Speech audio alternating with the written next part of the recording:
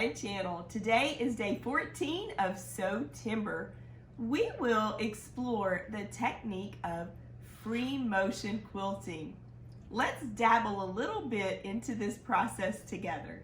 When free motioning on the sewing machine, you'll want to drop your feed dogs. My machine has a key in the upper right hand corner. It's my edit key. I'll select that key. And the first key at the top, this is the key that I select to drop my feed dogs. You'll notice that it has a little bit of an opening. That's an image of an open toe foot. You have a little string of thread out the back of the image. So when we select this key, it automatically drops my feed dogs on my machine. If you'll look now, in this area, my machine recommends that I place my open toe foot on. That's the presser foot that I use to free motion with a lot of the times. Let's grab our fabric sandwich and experiment with a little free motion quilting. You may hear the rain falling in the background, but to me, that just creates a great opportunity to nestle in and do some sewing. And once again, today we will be doing free motion quilting. Notice that I've placed my open toe foot onto my machine. I'll drop my bobbin down into my bobbin area.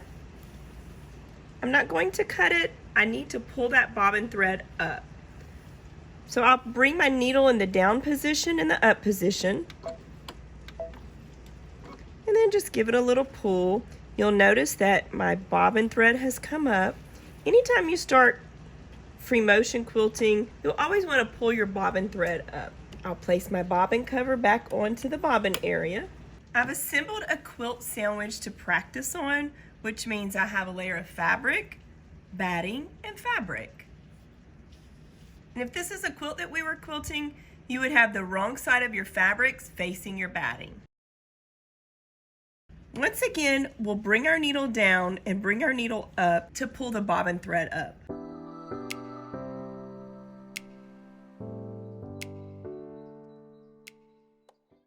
To say when you're free motion quilting, you have to do a little exercise, and we might all go, but whenever you're free motioning, you really just need to exercise your brain.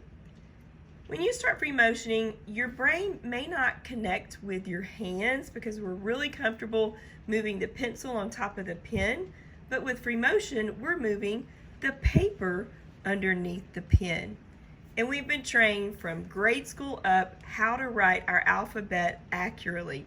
So what we need to do is exercise our brain and just practice a few different shapes that we can get comfortable with free motioning. You'll notice when you start free motioning, if you've never free motioned before, you might want to naturally create a point, and it'll be a little hard to do circles.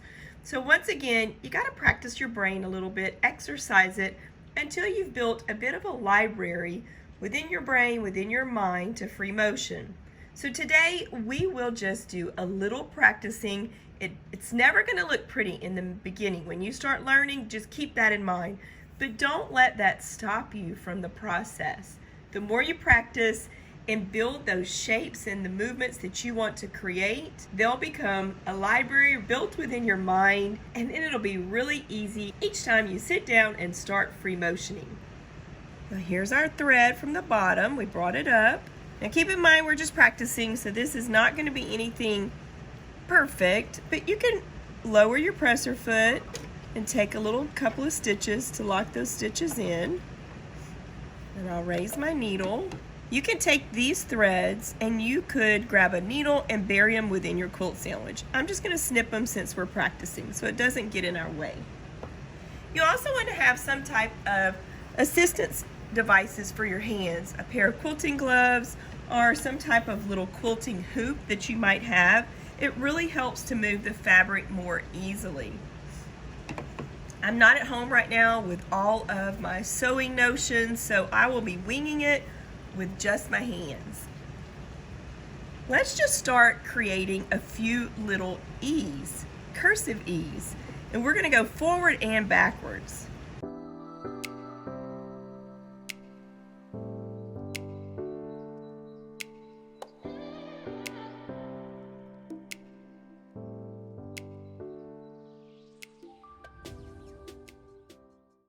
wasn't too bad. That was a good little practice.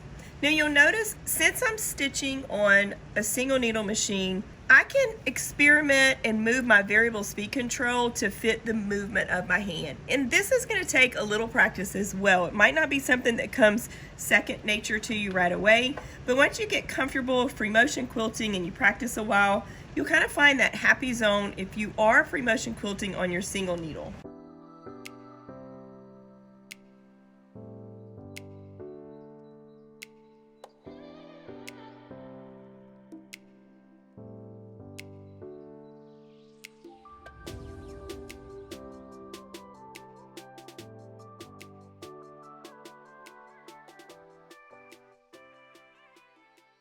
There's a little exercise.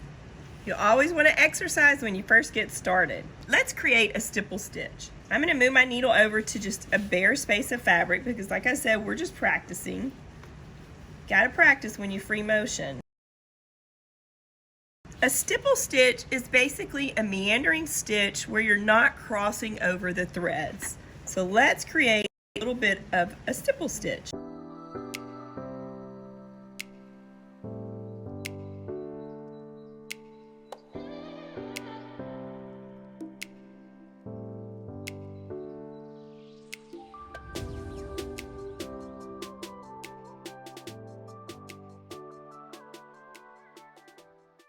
Your stipple stitch is very free form. Next, let's create some little swirls. This is a favorite of mine.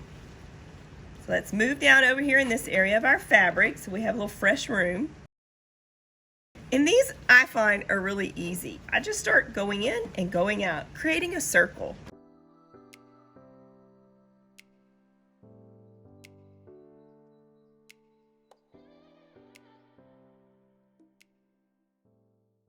Now you'll notice that I kind of hang out at the point a little bit.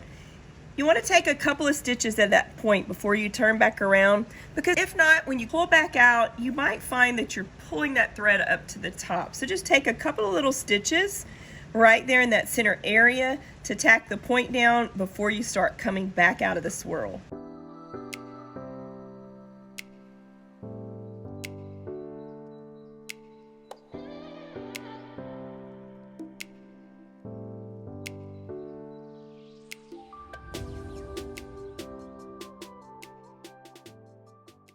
As you can see, it takes a little practice.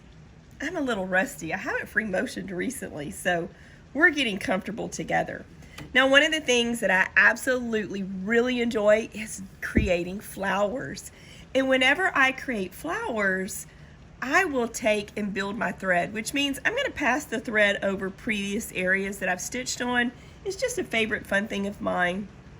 And maybe you want to use a background image to quilt on top of, you definitely could do that as well. You could use a printed flower and use that as your roadmap and free motion on top of it. This is great practice. In just a little bit, I'll show you one of my free form, free motion flower projects. Okay, let's create some flowers.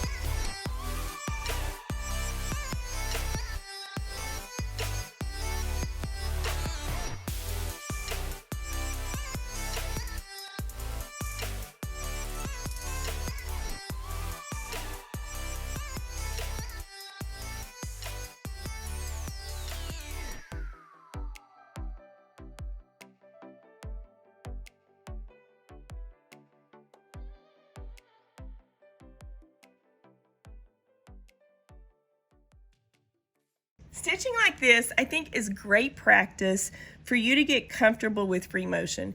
If you really just free up your mind and don't think that you have to be perfect when you first get started, because it's not going to be perfect, I promise you.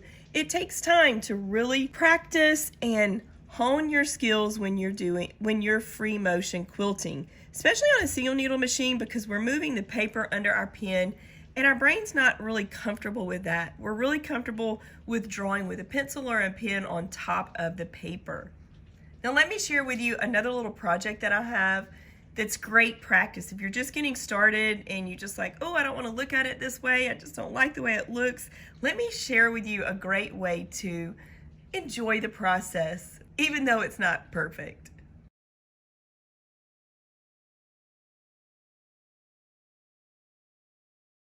Here is one of my multimedia collage type quilts, and you'll notice that I fussy cut flowers out and then I free motioned, echoing the pattern of the flowers themselves and the leaves as well.